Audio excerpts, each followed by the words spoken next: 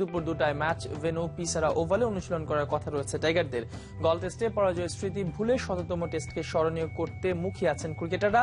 সেই লক্ষ্যে মাহমুদুল্লাহ রিয়াদকে নিয়ে গত দিনের নাটকীয়তা ভুলে দলে সমন্বয় ধরে রাখাই এখন মূল চ্যালেঞ্জ বাংলাদেশের জন্য। রিয়াদের জায়গায় এই টেস্টে খেলতে পারেন মোসাদ্দেক সৈকত, আর মুমিনুল হকের বদলে খেলতে পারেন ওপেনার ইমরুল কায়েস। তবে শেষ মুহূর্তে উইকেট দেখে সিদ্ধান্ত নেওয়া হবে কয় পেসারের সঙ্গে থাকবেন কতজন স্পিনার। এর আগে সকালে অনুশীলন সেরেছে শ্রীলঙ্কা দল। আগামীকাল কলম্বোতে সকাল 10:30টায় মুখোমুখি হবে দুই দল। বাংলাদেশের 100তম টেস্ট উপলক্ষে তাদেরকে অভিনন্দন জানাতে চাই। বাংলাদেশের ক্রিকেট আর খেলোয়াড়দের জন্য এটা অনেক বড় একটা উপলক্ষ। আমার বিশ্বাস এই ম্যাচে তারা চাপ না নিয়ে নিজেদের সেরা ব্র্যান্ডের ক্রিকেটটাই উপহার দেবে। দর্শক, কলম্বোতে আছেন সহকর্মী ফয়সাল তিতুমি, সেখান থেকে সরাসরি যোগ দিচ্ছেন তিনি। তিতুমির, লঙ্কান অধিনায়কের কথা শুনছিলাম, একটু পর নিশ্চয়ই বাংলাদেশের অধিনায়কও সংবাদ সম্মেলন করবেন এবং তার সবশেষ কি আপডেট আছে এবং আপনার কাছে, এবং একই সঙ্গে জানতে চাই একটু পর বাংলাদেশ অনুশীলনে আছেন, সেই অনুশীলনে আসলে আজকে কি কি হতে পারে?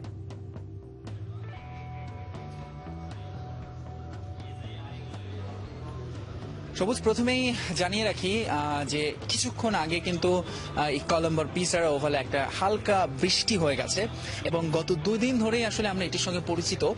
গত 2 দিনই বিকেলে হচ্ছে বৃষ্টি হয়, বা গতকালকে যেমন অনেক রাতে বৃষ্টি হয়েছে, এবং আজকে সকাল থেকেই মেঘ ছিল, তারপর কিন্তু বৃষ্টি। আপনি যদি পেছনে দেখেন, আমাদের পেছনে হচ্ছে উইকেট এবং গ্রাউন্ডস কর্মীরা কাজ করছেন। উইকেটটি ঢাকা ছিল বৃষ্টির জন্য, মাত্র তারা সেটি আবার সরাচ্ছেন। এখানকার উইকেট সম্পর্কে একটু ধারণা দিই। হেরাত বলছিলেন যে পিসারা ওভালের উইকেট সাধারণত বাউন্সি হয়, পেসাররা সুবিধা পান, এবং প্রথম 2 দিন এখানে আসলে পেসারদের জন্য অনেক কিছু করার থাকে। তারপর সাধারণত এটি শেষ দিকে এসে সেটি টার্নিং হয়ে যায়। সেক্ষেত্রে আপনি বাংলাদেশের টিম কম্বিনেশনের কথা বলছিলেন। 3 পেসার নিয়ে কিন্তু না খেলার কোনোই কারণ নেই, কারণ গলে বাংলাদেশের জন্য যেটি বুমেরাং হয়েছিল 3 পেসার, সেটি কিন্তু এখানে বরং সেটি কার্যকর হবে। এবং ইনফ্যাক্ট শ্রীলঙ্কা দলেও পরিবর্তনের ইঙ্গিত আছে, তারাও হয়তো একজন স্পিনার কমিয়ে একজন বাড়তি পেসার খেলাবে।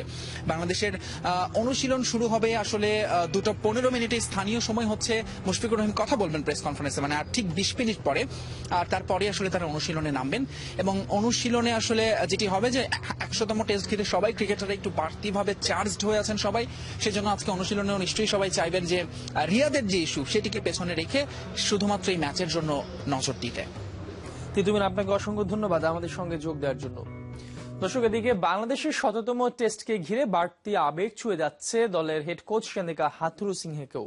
নিজের হোম গ্রাউন্ড পিসারা ওভালে খেলা নিয়ে উচ্ছ্বসিত এই লঙ্কান এখানেই বাবার হাত ধরে খেলা দেখতে এসে বল বয় থেকে ক্রিকেটার হয়ে ওঠার গল্প শুনেছেন ফয়সাল তিতুমির। ক্যামেরায় ছিলেন Shahin Alam. 17 years I played here, so it's very emotional for me to come back to this ground. So a lot of fun memories, and yeah, I learned everything from here. কলম্বোর পিসারা মত্তে স্টেডিয়াম নিয়ে এভাবেই স্মৃতির ঝাঁপি খুলে দিলেন চান্দিকা হাথুরু সিংহে।